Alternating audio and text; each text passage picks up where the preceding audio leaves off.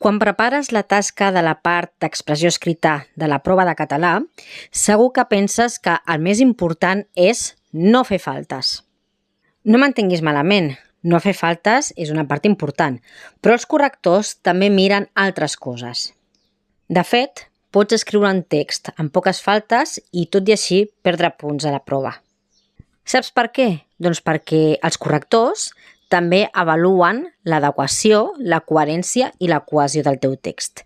Què vol dir això? Que també revisaran que el text s'adeqüi al que et demanen, que tinguin el registre correcte, l'estructura textual correcta, o que les estructures sintàctiques de les oracions i l'ús, per exemple, dels pronoms febles o dels temps verbals també sigui correcte.